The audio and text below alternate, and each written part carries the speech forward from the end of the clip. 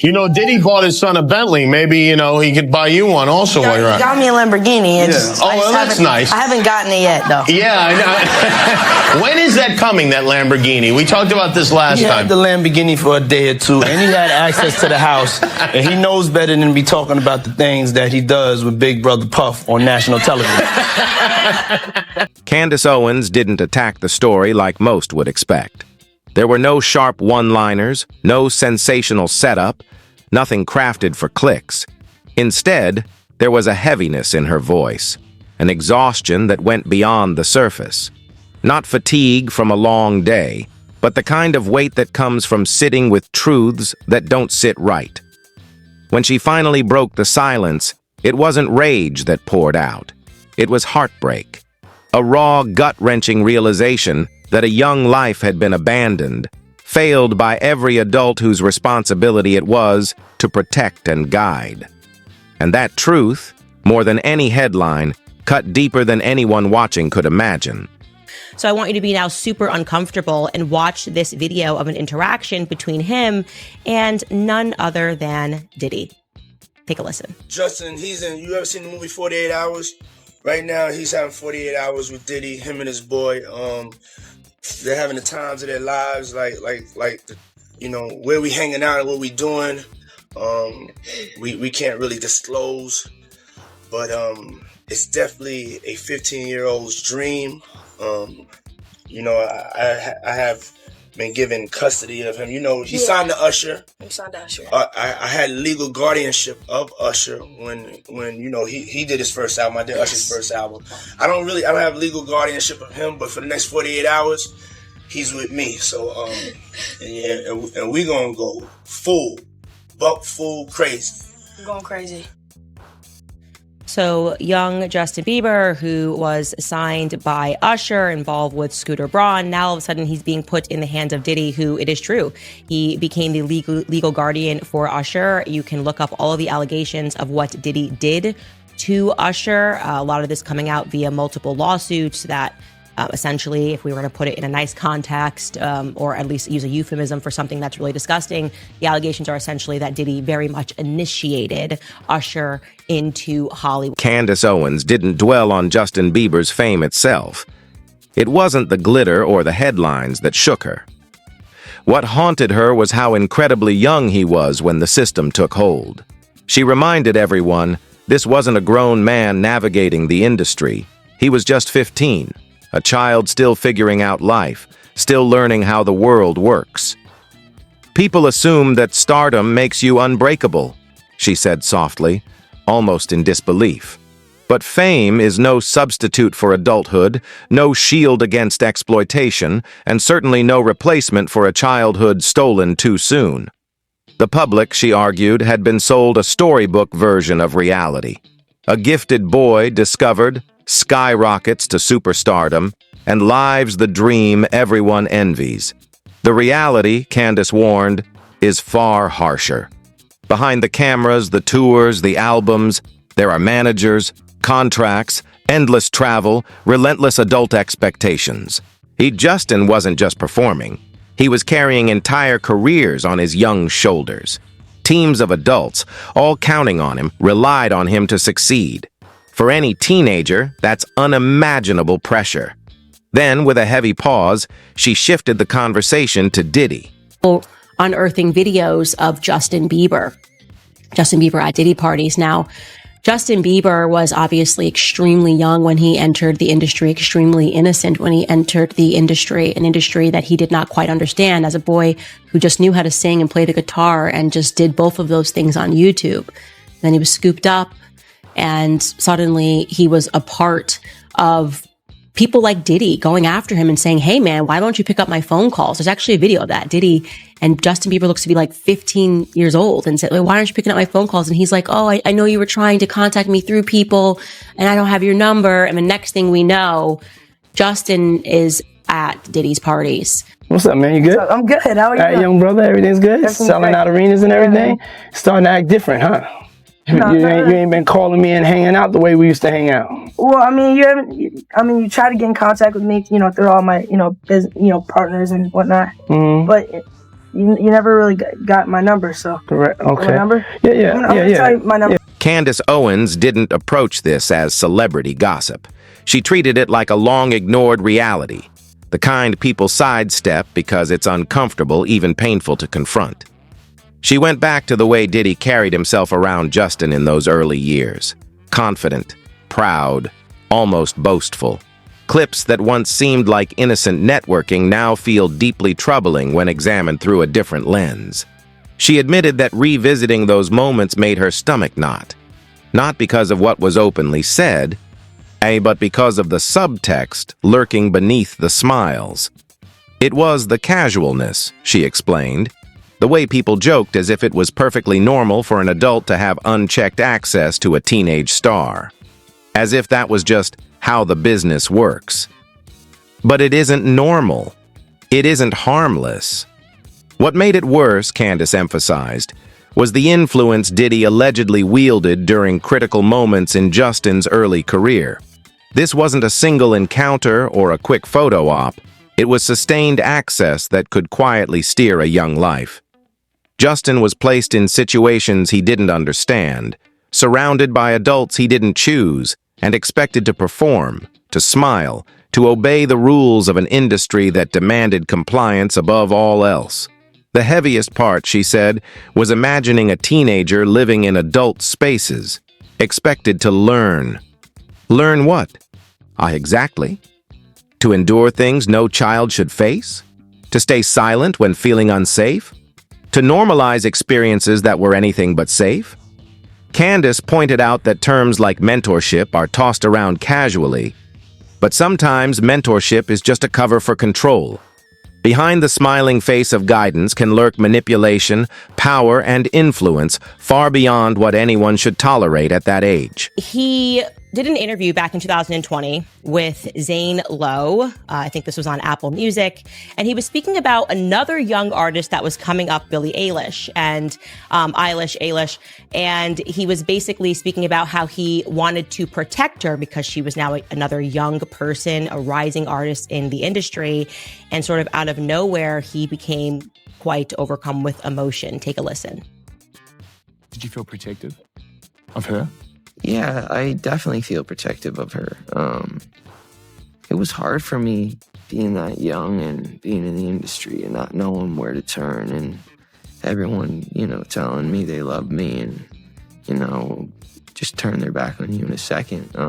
So yeah, it's hard because I want her to know that, she can count on me. But at the end of the day, I don't want to, never going to force myself to be in a relationship with her. It has to be natural, right? So I just kind of, let her do her thing. And if she ever needs me, I'm going to be here for her. But yeah, just protecting those moments because people take for granted encounters and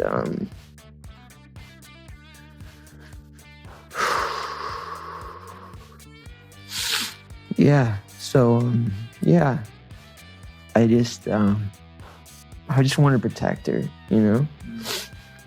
I don't want her to lose it. I don't want her to, go through anything I went through. I don't wish that upon anybody. So yeah, if she ever needs me, I'm just a call away.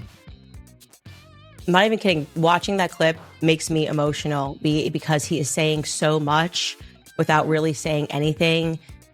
And in this one video, it looks like whatever Justin is doing, and I'm not going to show it out of just respect for the fact that I truly believe that Justin Bieber is a victim.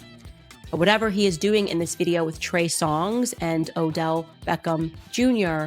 looks highly suspicious.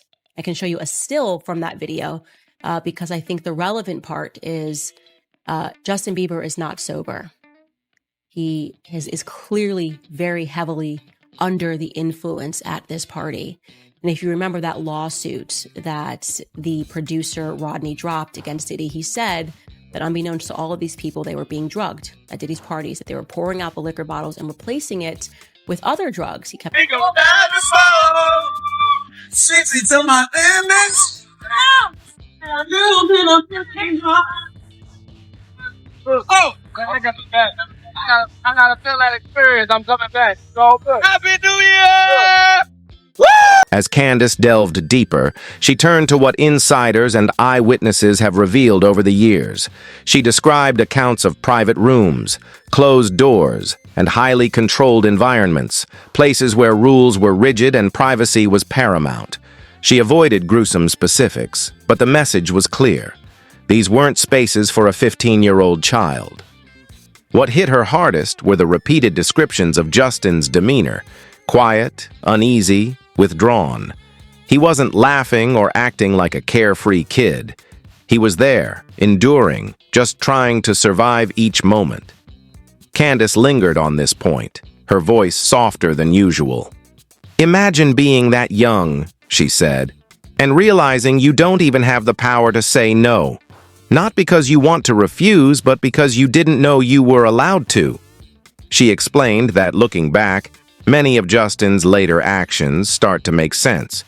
For years, the public labeled him spoiled, reckless, or unstable, but Candace believes much of that behavior was a response to pressures he wasn't equipped to handle. "People call it rebellion," she said, "but sometimes it's trauma, sometimes it's survival." She recalled interviews where Justin appeared drained, anxious, distant, moments where his smile didn't reach his eyes, or where he revealed struggles with dark thoughts, isolation, and feeling overwhelmed. Previously, Candace thought these were just the side effects of fame. But now, she sees a deeper story behind the public image, one that shows the cost of a childhood lost under the spotlight. "I see a young person forced to grow up too quickly, only to be judged harshly for the mess that came from surviving." One of the most gut-wrenching parts of Candace's commentary was her take on the adults surrounding Justin.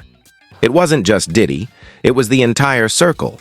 Managers, executives, industry friends, people who cheered when he turned a profit but didn't shield him the way a child needed. Candace didn't sound theatrical. She sounded disillusioned, like she couldn't fathom how so many adults failed to do what was obvious. "There was always someone who could have intervened," she said. "Someone who could have said, no, he's too young for this. Someone who could have drawn boundaries. Someone who could have made it harder for grown men to treat access to a child like a trophy." Candace also talked about fear. Not Justin's fear, but the fear that rules the industry. "The powerful stay powerful because no one dares to confront them," she explained. "People are scared of lawsuits, scared of blacklisting, scared of retaliation. That fear makes silence normal, but silence has victims." In this case, the victim was clear: Justin. As the discussion moved into the second half, Candace shifted focus to Justin's growth. She refused to end the narrative with him only as someone who suffered, and she highlighted how he gradually pulled away from the chaos, rebuilding from the inside out, through faith, marriage, health, and firm boundaries. These weren't trends or public images for him. They were lifelines, essential tools for survival. "He's trying to heal," she said, "and that matters, because recovery after something like that is neither fast nor simple." "It's not a straight path," Candace explained. "Justin today isn't the same as he was back then. Not flawless, not miraculously healed, but more aware, more cautious, and healthier in how he protects himself." She highlighted moments where he seemed to instinctively keep distance from Diddy later in life, a subtle but telling sign. Candace said that kind of behavior doesn't emerge by chance. Sometimes your body speaks louder than your words. Turning to the public's reaction, did Candace address the wave of fans revisiting old footage, interactions, and comments? She acknowledged the curiosity. People want answers because it's hard to accept that such things occurred in plain sight. But she also expressed sorrow over the fact that proof is often required before empathy is offered. "How about we start by believing that child stars can be hurt?" she asked. "How about we stop acting like wealth makes someone untouchable?" Near the conclusion of her remarks, Candace didn't yell, didn't issue threats. She spoke directly, firmly, but calmly. The truth always catches up. No amount of power lasts forever. What's hidden eventually comes to light. You can build an empire, she said, but you can't erase the harm you've done to people, especially not to children. She returned the focus to Justin Bieber, not as a celebrity headline, but as a human being. She expressed hope that he continues to heal and feel safe enough to speak on his own terms, in his own time. He's already survived too much, Candace stressed.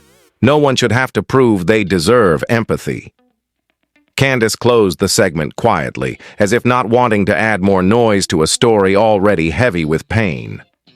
We can't rewind the past, she said, but we can stop pretending this was normal. We can stop excusing the powerful, and we can finally admit that Justin deserved better than what he received. And there it was. Not anger, not performance, but a stark, somber truth. A child entered the industry, and far too many adults saw an opportunity instead of a responsibility.